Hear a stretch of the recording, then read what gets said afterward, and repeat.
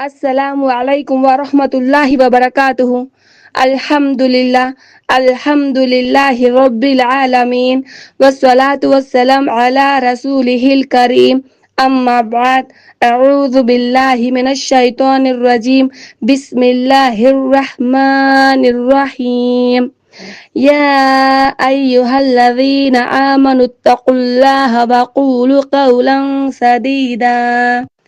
يصلح لكم أعمالكم ويغفر لكم ذنوبكم ومن يطع الله ورسوله فقد فاز فوزا عظيما رب اشرح لي صدري ويسر لي أمري واحلل عقدة من لساني يفقهوا قولي ربي زدني علما اللهم فقهنا في الدين ఆమీన్ యా రబ్బల్ ఆలమీన్.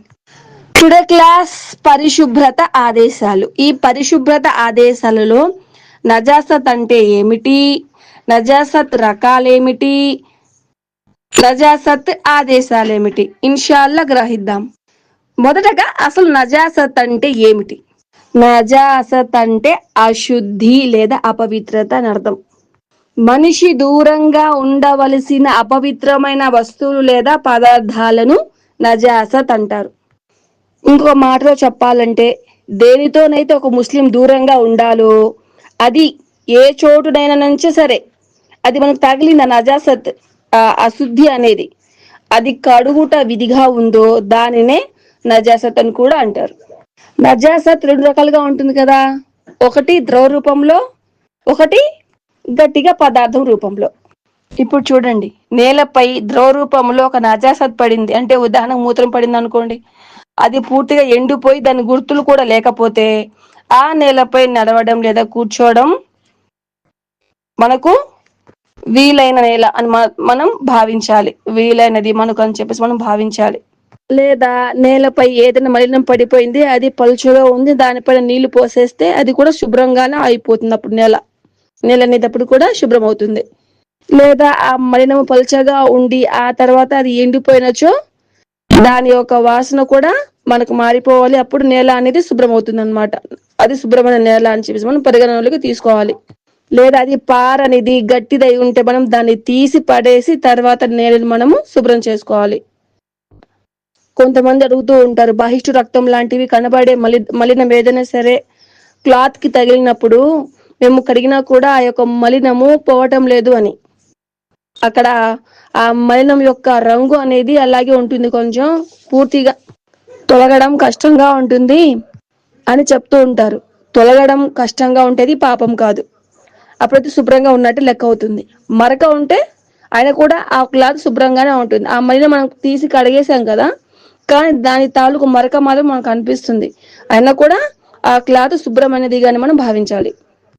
అలాగే పరిశుభ్రతను పొందుటకు మరియు అశుద్ధతను దూరం చేయుటకు నీళ్లు ఉపయోగించబడతాయి. ఉదాహరణకి వర్షపు నీళ్లు కూడా, సముద్రపు నీళ్లు, బావి నీళ్లు, నదుల నీళ్లు వగైరా. కానీ శుభ్రమైన ఏదైనా సరే వస్తువు నీటిలో కలిపి అందులో ఎలాంటి మార్పు రాకుండా దాని అసలు రూపంలో ఉండిపోతే అవి కూడా ఉపయోగించవచ్చు. ఒక శుభ్రమైన వస్తువు నీటిలో పడిపోయింది, దాని రంగు వాసన మారలేదు, అవి కూడా మనము ఉపయోగించవచ్చు. లేదా ఏదైనా శుభ్రమైన వస్తువు నీళ్ళలో కలిసి దాని అసలు రూపం మారిపోయింది, ఆ యొక్క పదార్థాన్ని మనం నీళ్లు అని చెప్పలేము. ఉదాహరణకు చాయ్, కాఫీ, జ్యూస్ అలాంటివి. చాయ్ నీటితో చేస్తాం కదా, కాఫీ కూడా నీరు పాలు కలిపి చేస్తాం కదా, జ్యూస్ కూడా దాంట్లో నీళ్లు కలుస్తుంది కదా. సో కాబట్టి వాటిని శుభ్రత కొరకు మనం ఉపయోగించకూడదు. ఏదైనా శుభ్రమైన వస్తువు నీటిలో కలిసిన తర్వాత దాని నీళ్లు లేని పరిస్థితులు మనం ఉపయోగించకూడదు అని చేసి చెప్పుకున్నాం కదా. సరే, ఇప్పుడు గ్రహించండి, ఏదైనా అపరిశుభ్రమైన వస్తువు నీటిలో కలిసిపోయింది కానీ నీటి రంగు, రుచి, వాసన మారలేదు. ఎందుకంటే క్వాంటిటీ ఎక్కువగా ఉంది, ఈ నీటి యొక్క క్వాంటిటీ ఎక్కువగా ఉంది, ఆ మలినం యొక్క క్వాంటిటీ తక్కువగా ఉంది. అప్పుడు ఆ నీటి యొక్క రంగు మారలేదు, రుచి మారలేదు, వాసన మారలేదు. కాబట్టి వాటిని మనం ఉపయోగించవచ్చు. ఏది అపరిశుభ్రమైన వస్తువు క్వాలిటీ కొంచెం తక్కువ ఉంటే, దేంట్లో నీటిలో నీటి క్వాంటిటీ ఎక్కువగా ఉంటాయి. అలా కాకుండా నీరు ఖరాబ్ అయిపోయాయి, నీరు దాని యొక్క సహజ రూపాన్ని కోల్పోయింది, తర్వాత మనం దానిని యూజ్ చేయడం అనేది చేయకూడదు. ఇప్పుడు నజాసత్ దాని పరిశుభ్రత చూసాం కదా, ఇప్పుడు నజాసత్ రకాలు చూద్దాం. మలమూత్ర మార్గాల నుండి వెలువడే అశుద్ధత రకాలు. 1 మలమూత్రం. 2 వధి. వధి అంటే ఏంటి? తెల్లటి చిక్కని ద్రవ పదార్థం అన్నమాట.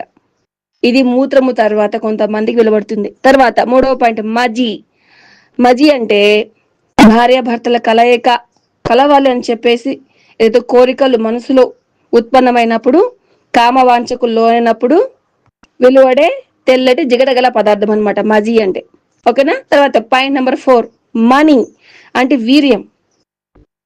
ఆ తర్వాత పాయింట్ నెంబర్ 5 తినుటకు యోగ్యం కాని అల్లా హరాం చేసిన జంతువుల మలమూత్రము నజాసత్ రకాలన్నమాట. మరొక పాయింట్ ఉందండి. 6వ పాయింట్ ఏంటంటే బహిష్టు మరియు బాలింత రక్తస్రావం.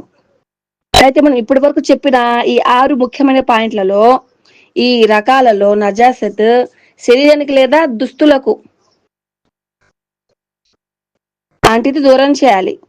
మజి అనుకోండి, దాంట్లో చిన్న మినహాయింపు ఉందన్నమాట. అదేమిటంటే ఎక్కడైతే మజి తగిలిందో అక్కడ నీళ్లు చల్లి మనం శుభ్రం చేసుకోవచ్చు ఆ యొక్క వస్త్రాన్ని, ఆ యొక్క భాగంలో. ఇప్పుడు నజాసత్ ఆదేశాలు చూద్దాం కొన్ని.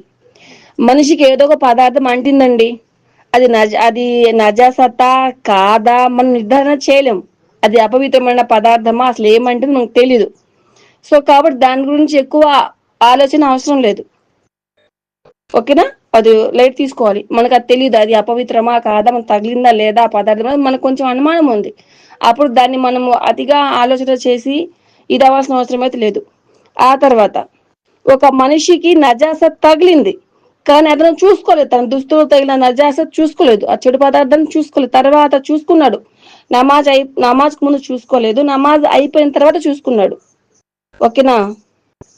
లేదా తెలుసు కానీ మర్చిపోయి ఉంటాడు పాపం, అప్పుడు కూడా అది నమాజ్ ఏం భంగం కాదు, అది నమాజ్ అయినట్లే. కానీ కొంతమంది అడుగుతూ ఉంటారు, ఇలా మా బట్టలు కొంచెం నజాసత్ అయింది, మేము చూడలేదు, మేము అనుకోకుండా నమాజ్ చేసేసుకున్నాము, మా నమాజ్ అవుతుందా, పవిత్రంగా చేయాలి కదా అని చెప్పేసి. కొంతమంది ఇలా అంటారు, మాకు తెలుసు కానీ నేను మర్చిపోయాను, ఆ స్థితిలో నేను చేసేసాను అని చెప్పేసి కొంతమంది అంటారు. కాబట్టి ఏదైనా నజాసత్ పదార్థం అనేది మనకు మన యొక్క బట్టలకు దుస్తులు తగిలింది, మనకు గుర్తు లేదు, అనుకోకుండా నమాజ్ చేసేసుకున్నాము, శుభ్రం చేసుకున్నాములే అనుకున్నాము, కానీ మనం మర్చిపోయాము. కానీ ఆ స్థితిలో నమాజ్ ఖచ్చితంగా అవుతుంది, మనం మర్చిపోయి చేసాం కదా. ఆ తర్వాత ఒకవేళ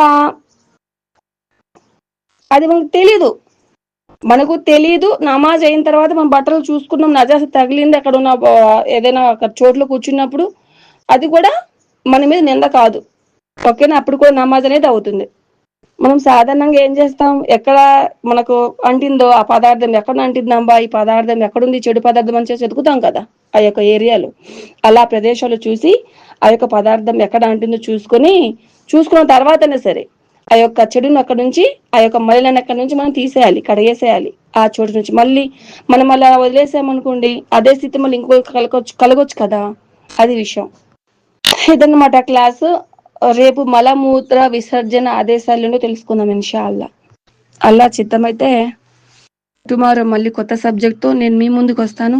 అల్లా సుబ్హాన్ తఆలా నా యొక్క చిన్న కార్యాన్ని స్వీకరించుగాక. ఆమీన్ యా రబ్బల్ ఆలమీన్. రబ్బనా తaqabbal మిన్నా ఇన్నక అంతస్ సమీఉల్ అలీం. సుబ్హాన రబ్బిక రబ్బిల్ ఇజ్జతి అమ్మా యసిఫూన్ వసలామున్ అలల్ ముర్సలీన్ వల్హమ్దులిల్లాహి రబ్బిల్ ఆలమీన్. وآخر الدعوانا أن الحمد لله رب العالمين. سبحان الله وبحمده سبحانك اللهم وبحمدك أشهد أن لا إله إلا أنت أستغفرك وأتوب إليك. السلام عليكم ورحمة الله وبركاته.